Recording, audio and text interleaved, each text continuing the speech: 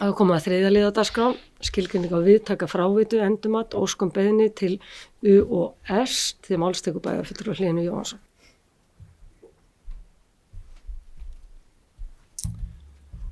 Forseti ágætu bæjarfulltrúar, hér komin liður númer 3 í fundargerð bæjarráðs dagsett 5. febrúar 2026. Þar var lagt fram erindi frá Norðurorku vegna endurskilgreiningar á viðtaka fráveitu.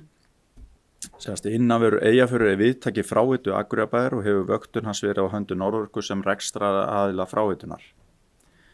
Viðtakin hefur verið skilgreindur sem síður viðkvæmur og gildi sú skilgreining til 25. nóvember 2026 og Norðurorka leitast eftir því við bæjarstjórn Akureyrar að senda erindi til Umhverfis- og Orkustofnunar þar sem óskar eftir að vatnshlotið við Eyjafjarðarbotn verði aftur skilgreint sem síður viðkvæmu viðtaki.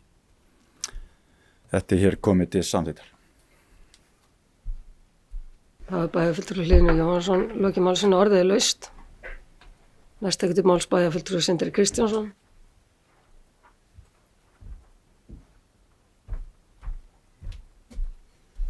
Já, ágæti forseti og aðrir bæjarfulltrúar. Það nú þannig að stundum koma óhjákvæmilega mál upp á vettvangi bæjarstjórnar og ekki bara bæjarstjórnar hér heldur sveitarstjórnar málanna eins og þau leggja sig á landsvísu sem eru þess eðlis að hugtök skipta máli. Það að segja, við erum hérna að fást við hugtök eins og við heyrðum í máli bæjarfulltrúans Hlyns Jóhannssonar hérna áðan sem einu sér eru öðrum en sérfræðingum í málaflokknum eiginlega með öllu óskiljanleg og það á við hér í dag að mínu mati. Þannig ég ætla að leyfa mér hérna aðeins með leyfi forseta að lesa upp skilgreininguna á hugtakinu síður viðkvæmt svæði eins og það skilgreint í reglugerðum fráveitur og skólprensun númer 1450 frá 2025. Tilvitnun hefst. Árminni og strandsjór þar sem endurnýjun vatns mikil og losun tiltekinna mengunar ekki talin hafa skaðleg áhrif á umhverfi. Tilvitnun lýkur. Þannig það sem ræðir hér að óska eftir því að þessari skilgreiningu á umræddu svæði, það að segja botni Eyjafjarðar, verði viðhaldið og þetta verði skilgreint áfram með þessum hætti. Auðvitað náttúrulega bara ferill málsins með þeim hætti að við erum bara að sækja þetta og þetta eitthvað sem fer þá inn á sem ef þetta verður samþykkt hér í dag og fer inn á borð Umhverfis- og Orkustofnunar og það verður þá bara eins og ferlinu fyrir komið, það verður hérna sérfræðingum þar á bæ þau munu leggja mat á þetta en á sömu nótum langar mig líka með leyfi forseta að fá að vitna í 2. málsgrein 7. greinar sömu reglugerðar en það einmitt ákvæði sem mun reyna á að verði samþykkt eins og ég nefndi hérna áðan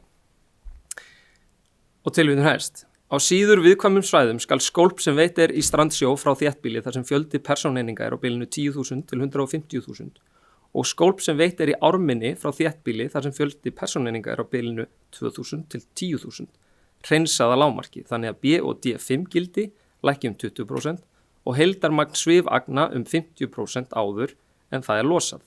Einsþreps hreinsun. Sama gildir skólp frá þéttbýli sem losa meira en 150.000 persónueiningar þegar hægt að sýna fram á að þróaðri hreinsiaðferðir hafi hverfandi umhverfisbætandi áhrif. Eigandi fráveitu skal sýna eftirliti og vöktun sem staðfestir að losun hafi ekki óæskileg áhrif og skal heilbrigðisnefnd hafa eftirlit með því. Ég kem upp í dag eins og ég sagði upphafi, mér finnst þetta skipta máli hvað þessi hugtök sem við erum að fara með, hvað þau fela í sér og mér finnst mikilvægt að það komi fram. Takk. Bæjarfulltrúi Sindri Kristjánsson lokið málsins orðið laust. Næst tekur til máls bæjarfulltrúi Andri Teitsson.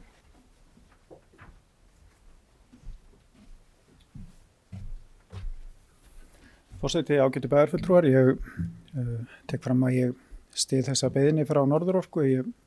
Mér langar bara líkt og bæjarfulltrúi Sindri að reyna mögulega örlítið að dýpka umræðuna því að það kom upp fyrir nokkrum árum að það myndi verða vaxandi kröfur hreinsun á frárensli frá bæði stærri og minni sveitarfélögum og einmitt eins og bæjarfulltrúi Sindri nefndi skiptir máli hvers eðlis viðtakin og hversu mikil mengunin það að segja talið í persónu ígildum eða hvað, maður ekki alveg orðið, en það hanga verulegir hagsmunir á spýtunni og hvort að það nægir okkur eins þreps hreinsun eins og hér eða mögulega ekki einu sinni fullkomin eins þreps hreinsun ef við skil rétt.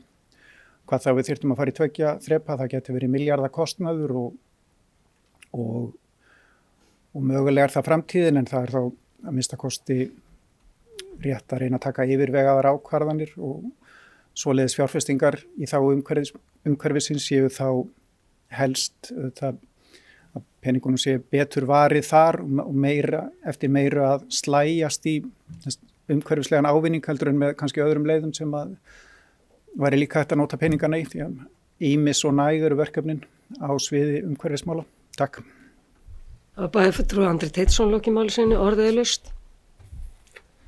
Þessi fleiri hafi ekki hvað sér hljóðs, ætla ég að lesa upp til að bókun sem ég ætla að bera upp. Það er bæjarstjórn tekur jákvætt í erindið og felur Norðurorku EHF að senda beiðni til umhverfis- og orkustofnunar í samræmi við samning aðila yfirtöku Norðurorku á fráveitu Akureyrarbæjar árið 2013. Þessi geta samþykkt hana, gefur mér ekki. Það eru öll.